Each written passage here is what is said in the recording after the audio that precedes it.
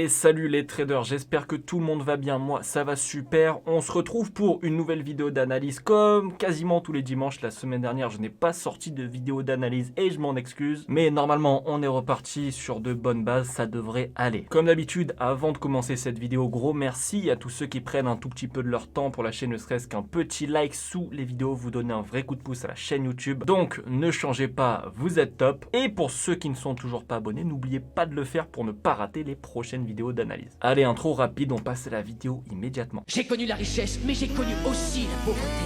Et j'ai choisi la richesse à chaque putain de fois.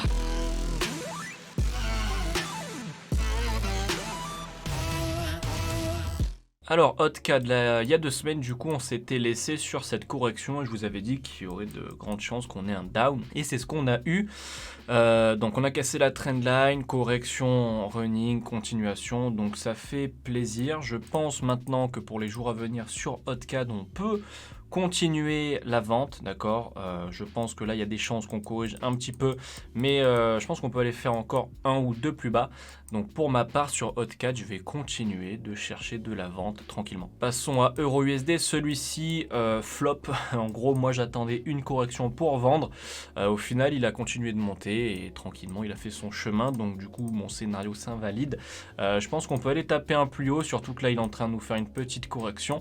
Donc pour les jours à venir, selon moi, ça reste quand même assez intéressant de chercher de l'achat, pourquoi pas, sur EURUSD, ça ne reste que mon avis. GBP Odd, je vous avais dit qu'il y avait des chances qu'on corrige pour une continuation haussière. Alors on a fait une petite correction ici en expanding, juste là, avant la continuation. Maintenant, est-ce que c'est vraiment la correction, ça, que j'espérais? Non, j'en attends une plus grosse. Donc du coup, mon scénario va rester le même. J'attends une plus grosse correction. Donc en fait, voilà, une période dans laquelle on va rester, on va dire, à peu près dans les mêmes prix. Donc j'attends, voilà, une période corrective pendant quelques temps avant, pourquoi pas une continuation. Donc je vais pas trader en 2 heures du moins GBP Odd pendant quelques jours, je pense. GBP USD, celui-ci, je vous avais laissé avec 2 scénarios. Le premier qui était, tant que ce plus haut n'est pas cassé, on peut chercher du coup une petite correction avec ensuite un drop, ça serait bien. Et ensuite, je vous avais dit qu'il pouvait monter pour ensuite se retourner, notamment casser le plus haut. Bon, c'est ce qu'il a fait. C'est un petit peu embêtant. Donc à partir de maintenant, je pense qu'on va quand même aller chercher un prochain plus haut parce que là il corrige, un petit peu comme EURUSD. Donc étant donné qu'il corrige, moi je serais plutôt d'avis d'aller chercher un achat au moins pour les prochains jours, enfin au moins pour un plus haut. Et ensuite on avisera, je vous referai évidemment une vidéo. USD JPY, j'attendais une continuation baissière jusqu'au plus bas. J'attends toujours ça d'ailleurs, donc notamment avec le running, je voulais voilà un down. Bon, au final, il a donné un up, un peu dommage. Maintenant, est-ce que le down, il a invalidé jusqu'au plus bas? Non, pas du tout. Bon, c'est juste que là, il a donné une structure un petit peu plus chiante. D'ailleurs, il peut nous donner, à partir de maintenant ici, un down. Ensuite, à voir s'il casse ce plus bas. S'il casse ce plus bas, il y a des chances qu'on puisse aller chercher, du coup, le dernier, celui-ci. Maintenant, il peut très bien aussi donner juste un petit down, casser uniquement celui-ci pour donner un mouvement correctif, donc la correction de cette impulsion, remonter, casser plus haut, nous donner une grande correction pour ensuite aller chercher le dernier plus bas. Enfin voilà, ça peut être un petit peu chiant, mais je pense quand même qu'avec le mouvement qu'on a actuellement, on peut se diriger vers de la vente pour les prochains jours. USD 4, celui-ci, je vous avais dit que selon moi, c'était intéressant de vendre par rapport à ce running. Bon, bah objectif 100% validé. Maintenant, il corrige un petit peu comme USD JPY, donc je pense qu'après ça on peut se diriger également vers de la vente très simple, très rapide sur USD CAD. USD CHF, je vous avais dit que tant que ce plus bas n'était pas cassé, c'était bien de chercher un achat jusqu'à ce plus haut. Malheureusement, bon, on l'a vu venir, il a corrigé en gros tout ce qu'il nous a fait ici. Et ensuite il est venu casser le plus bas. Donc à partir de maintenant, déjà je pense qu'il peut nous faire encore un plus bas parce qu'il corrige ici en tout petit cette impulsion baissière. Donc je pense qu'il peut nous donner encore une impulsion baissière. Mais ensuite, je pense que l'achat il est pas à jeter, d'accord. On peut avoir un down et ensuite la jumelle, donc la deuxième impulsion de celle-ci pour nous valider, pourquoi pas plus tard, un running, ok. Donc faites attention quand même à un down pour ces prochains jours, mais l'achat reste envisageable. Je vous ferai encore une fois une vidéo, je pense, pour vous tenir au courant de la structure, on le verra dans quelques semaines. EURGBP, je voulais la cassure du plus haut pour ensuite un retournement baissier. Il n'a pas donné la cassure du plus haut. En gros, il a stagné. C'est pour ça que c'est toujours pas impossible. Je vais vous remettre les niveaux. En gros, tant que ce plus bas là n'est pas cassé, on peut aller chercher ce plus haut tout simplement. Ce serait bien, ça donnerait une structure très très propre. Il est actuellement en train de corriger juste là. Il nous fait un petit flag après cette impulsion. Donc rien n'est impossible, surtout on peut tracer une petite trendline pour céder si vous voulez rentrer avec le plus de probabilité possible, donc vous rentrerez plus tard mais avec plus de chance. Donc s'il vient casser vraiment la trendline et à corriger au-dessus, pourquoi pas tenter un achat sur EuroGBP. Pour moi, tant que ce plus bas n'est pas cassé, j'irai chercher ce plus haut. On passe au gold, on s'était laissé du coup sur le fait que j'attendais une correction pour une continuation. La correction, il a pu la donner, juste ici, donc avec un contracting cette fois. Et pour du coup la continuation comme on voulait haussière. Je pense que pour les prochains jours, on peut encore aller chercher un plus haut étant donné qu'il flag, qu'il corrige. Donc de l'achat pour moi sur le gold, ça reste intéressant. Allez, on passe au crypto avec Ethereum. Je vous avais dit qu'on était dans une correction qui avait des chances qu'on ait un push jusqu'au dernier plus haut. Bah écoutez, ça part bien pour le moment et en plus il corrige. Donc pour l'instant, pas d'inquiétude, il corrige. Si jamais vous avez une opportunité, pourquoi pas, encore une fois, on va chercher le plus haut. Bitcoin, celui-ci, je vous avais dit qu'on pouvait aller casser le plus bas avant un retournement. On a cassé le plus bas, il s'est retourné, actuellement il corrige.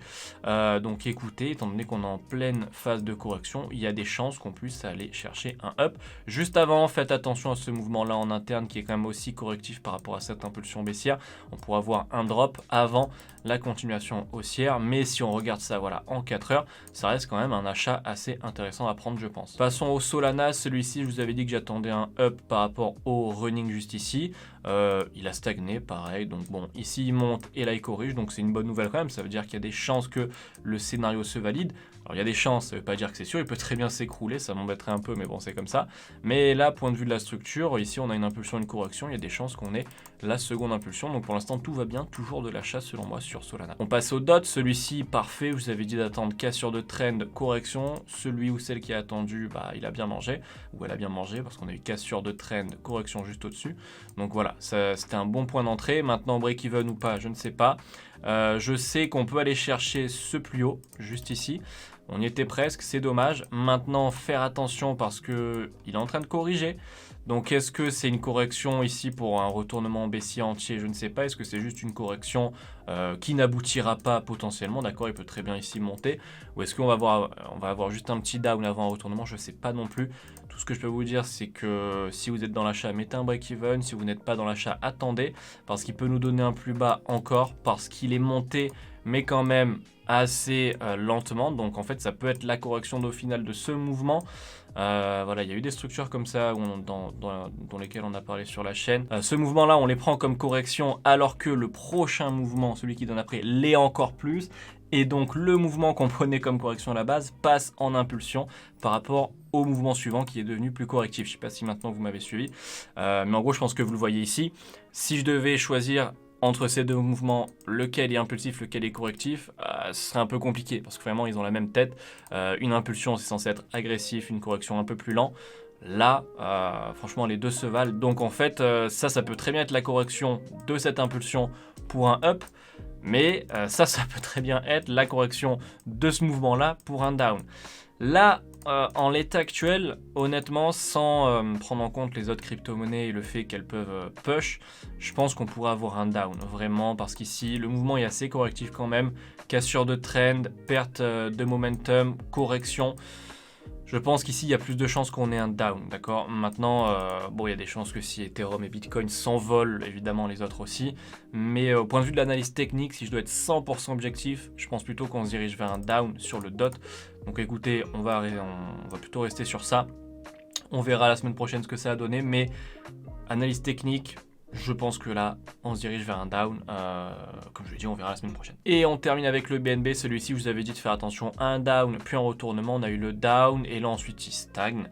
Donc, un petit peu comme les autres. Maintenant, le dernier mouvement, ça reste une impulsion suivie de sa correction. Pour le moment, impulsion, ici, correction. Donc, attention, pourquoi pas un up également sur le BNB. Voilà, c'est la fin de cette vidéo. J'espère qu'elle vous aura plu. Si c'est le cas, n'oubliez pas de lâcher un petit like et de vous abonner si ce n'est pas encore fait. Ça ferait super plaisir. Quant à moi, je vous dis à la semaine prochaine pour une nouvelle vidéo courte vie mais légendaire, comme d'habitude. Ciao.